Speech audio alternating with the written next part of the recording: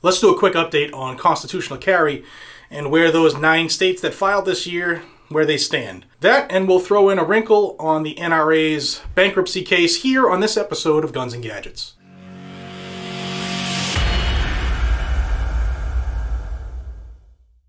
Hey everybody, welcome back to Guns and Gadgets, your premier source for Second Amendment news. Before we jump into this, I want to thank the sponsor of today. Today is the Monday Morning Grind, brought to us by Blackout Coffee.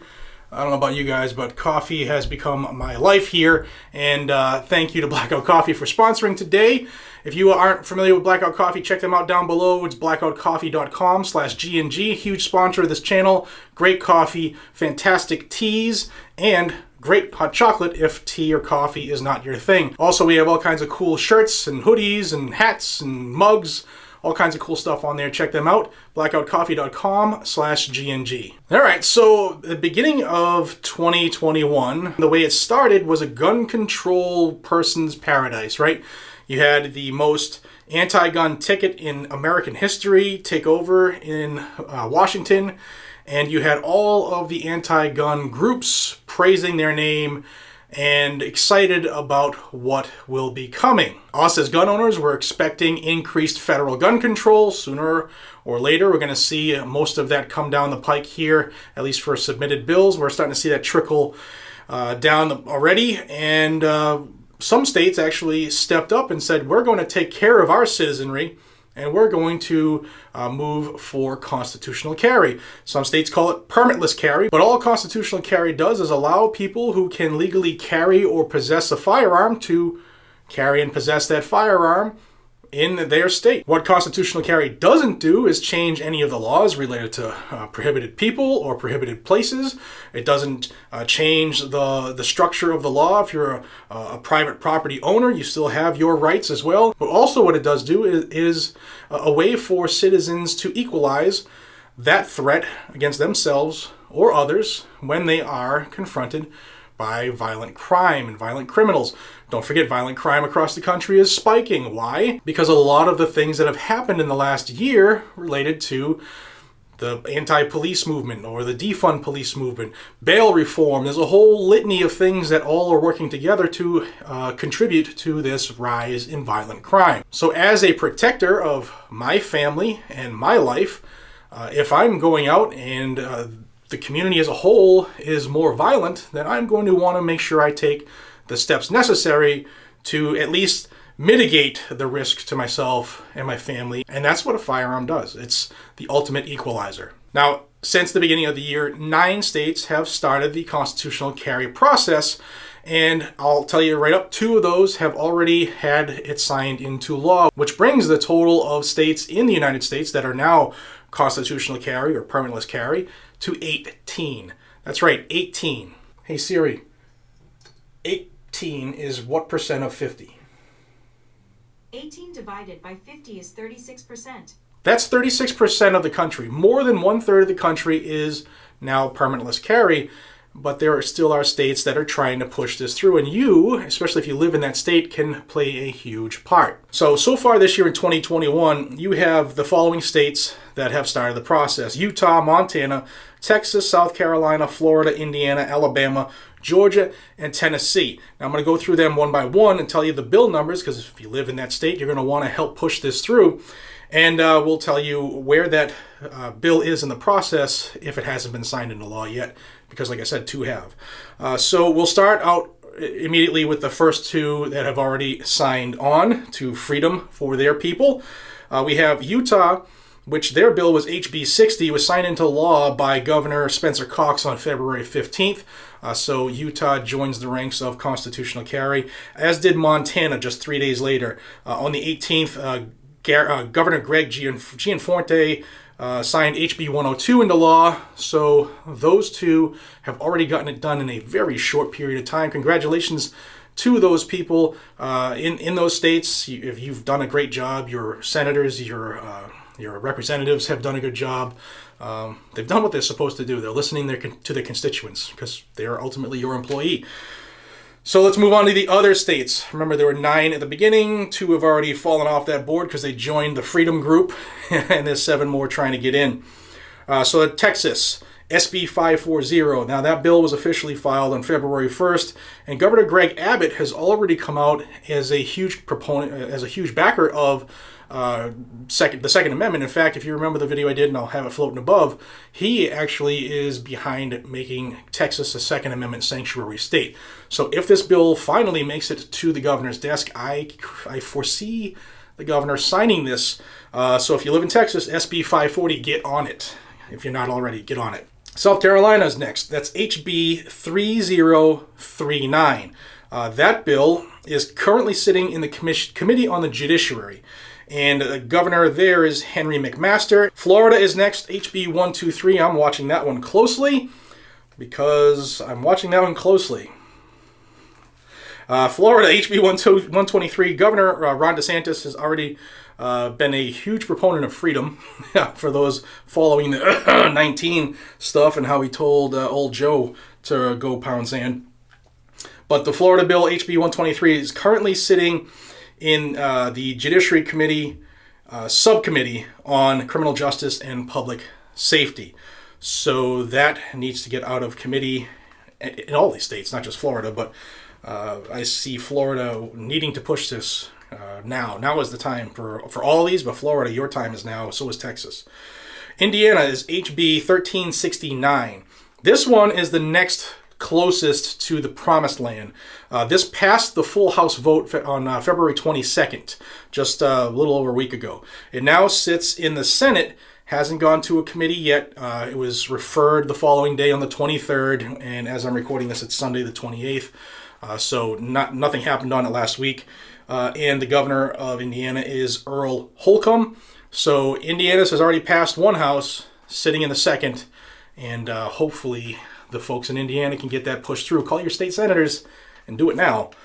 Alabama, SB 5 in Alabama. The governor is Kay Ivey. She's a Republican as well, and that currently sits in the Committee on the Judiciary. You'll see a popular trend on the committees where stuff related to the Second Amendment goes. It's usually the judiciary or public safety or however some verbiage of that. So that's where Alabama sits in the Committee on the Judiciary. Georgia has HB 2, Governor Brian Kemp, also Republican. Like I said, they're all Republicans. That is currently sitting in the Public Safety and Homeland Security Committee, HB 2 in Georgia. So Georgia residents, I don't know, Georgia's flipped with the Senate race, and Stacey Abrams is going to go for governor, I think, again. Georgia, if there's a time, it's now for constitutional carry. And Tennessee is their governor's Bill Lee. Yeah, Governor Bill Lee, Republican. Tennessee has two bills, actually, for constitutional carry, one in each house, HB 786 and SB 765. On the House side, it sits in the Criminal Justice Subcommittee, which is the subcommittee in the Committee on the Judiciary. And in the Senate side, it is in the Judiciary Committee. So they are in committee, and all of them need to be voted out of committee. So call your state senators if it's on the Senate side. Call your state representatives if it's on the House of Representatives side for the state level, and start those conversations, guys and gals. Also, the way that all these bills are still written, from the ones that I've seen and the ones that have passed and the ones that are proposed, states will still be able to have the permitting process so that their residents can still take advantage of reciprocity when they go to other states that recognize that state's carry permit. So there is that factor that stays on board as well. And like I said, it doesn't change any laws pertaining to the illegal carry of a firearm, the illegal use of a firearm. It doesn't change any of the laws surrounding the use of force continuum and deadly force. It doesn't change anything other than recognizing that that is your right, and you can utilize that right anywhere in the state, and you don't need a permission slip from the government to do it. It's really a cash grab by the government because they all love that dollar bill, but we just don't need their permission. All right, so like I promised, here are the 18 states that are now constitutional carry. Let me get the legal paper here. Alaska, Arizona, Arkansas, Idaho, Kansas, Kentucky, Maine, Mississippi, Missouri, Montana, New Hampshire, North Dakota, Oklahoma, South Dakota, Utah, Vermont, West Virginia, and Wyoming. Those are the free states, as I like to call it. And I'm on the outside looking in right now in Massachusetts, but this country continues the way it's going, and wait till you see the video I do on all the bills here in Massachusetts that have been submitted related to the Second Amendment. People should be fleeing these states by the droves, and that might be here too as well. So congratulations to those states who have gotten through, broken through the barrier, Utah and Montana, and the others knocking on the door. Best of luck to you. Now, real quick, I was reading, as I usually do, I read a bunch of stuff, and some things I find worthy of a video, other things I find worthy of just a post, like on Facebook or Instagram. And this one was kind of like, good to know type stuff. If you're following the NRA and their bankruptcy proceedings, in New York is where they're chartered, and they're fighting the lawsuits from the Attorney General who's trying to dissolve them for inappropriate use of funds. I've done a bunch of videos on that, and I'll try to pin the NRA playlist that I have here. But anytime I mention that, there's a whole bunch of people that are like, oh, they just filed to restructure, and they're fine, and blah, blah, blah, blah. And even NRA boss man, Wayne LaPierre, has come out and said that with this filing that they're in, I forget the quote, but they're very financially stable. But he came out and said, yeah, we got money, and we're doing better than we probably ever have. Okay. So why are you trying to sneak away from all, the lawsuits, trying to call you out?